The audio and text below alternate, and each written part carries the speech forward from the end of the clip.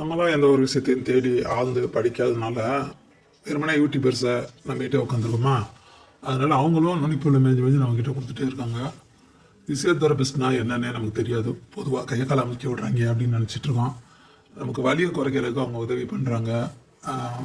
எதுனா ஒரு ரீசன்னால் நடக்க முடியாமல் போகும்போது கொஞ்சம் கொஞ்சமாக நடக்க வைக்கிறதுக்கு அவங்க உதவி செய்கிறாங்க அப்படின்ற அந்த இது அங்கே போனவங்களுக்கு தெரியும். இயல்பாக வந்து சாதாரண யாருமே போகிறது கிடையாது. நமக்கு மாத்திரை மருந்து சாப்பிட்றதுல தான் நம்பிக்கை இருக்குமே தவிர அதை தாண்டி இது வந்து எக்ஸ்ட்ரா ட்ரீட்மெண்ட்டு. அதுக்கு செலவழிக்கிறதுக்கு நம்ம விரும்ப மாட்டோம். ஏன்னா தொடர்ச்சியாக அதுக்கு ஒரு பணம் செலவாயிட்டு இருக்கும். அதனால அதுக்கு விரும்ப மாட்டோம். அப்படி இருக்கும் பட்சத்தில் அது என்னன்னே நம்ம தெரியாமல் அதுக்குள்ளே நம்ம போய் எந்த அனுபவமும் எடுத்துக்காம அதை பற்றி மட்டமாக பேசுறதுன்றது கொஞ்சம் ஓவராக இருக்குது.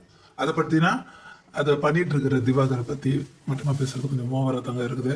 இந்த ஃபோட்டோலேயே பாருங்கள், ஆம்பளைக்கு பொம்பளை வைத்தியம் பார்க்குறாங்க, பொம்பளைக்கு ஆம்பளை வைத்தியம் பார்க்குறாங்க. அதாவது பிசியோதெரபி பண்ணி விட்றாங்க. இது யார் பண்ணுறாங்கன்றது முக்கியம் இல்லை, பேஷண்ட்டுக்கு யார் கம்ஃபர்டபுளாக இருக்காங்க.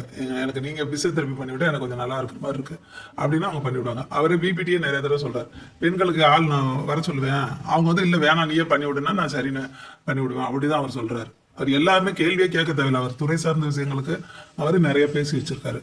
அதே மாதிரி பிசியோதெரபிஸ்ட் டாக்டர் அப்படி போட்டுக்கிறாங்கன்னா நிறைய பேர் போட்டுக்கிறாங்க. அதை பற்றின பேச்சுக்கள் நிறைய இருக்கிறத பார்க்க முடியுது.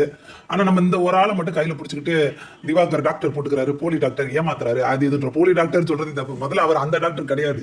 எந்த டாக்டர் கிடையாது? எம்பிபிஎஸ் டாக்டரே கிடையாது. அவர் தான் வெளிப்படையாக நான் பிசியோதெரபிஸ்ட் டமரம் போட்டு வச்சிருக்காரு. இதுக்கு மேலே அவர்கிட்ட போய் ஊசி போட்டுக்கிறோமா இல்லை மாத்திரை எழுதி கொடுங்க சாமி கேட்க போகிறோமா? நம்ம நாட்டில் பேசுறதுக்கும் குற்றம் சாட்டுறதுக்கும் எக்கச்சக்கமான விஷயம் இருக்குங்க. ரேரான விஷயத்தை கூட தேடி பிடிச்சி சொல்லலாம், ஆனால் பார்க்க மாட்டாங்க. திவாகரை பற்றி பேசினா மட்டும்தான் அது பார்ப்பாங்க. அது எப்படி இப்படி ஒரு ட்ரெண்டு உருவாச்சுன்னு எனக்கு தெரியல. அந்த பையனத்தே ஒருத்தன் வந்து புலம்பி வச்சிருக்கேன் ஃபேஸ்புக்கில். சரி கடந்து போயிடுவான்னு தோண மாட்டேது. ஆனால் ஓட்டு போடுற மாதிரி ஒரு ஃபோட்டோ போட்டிருக்கான்.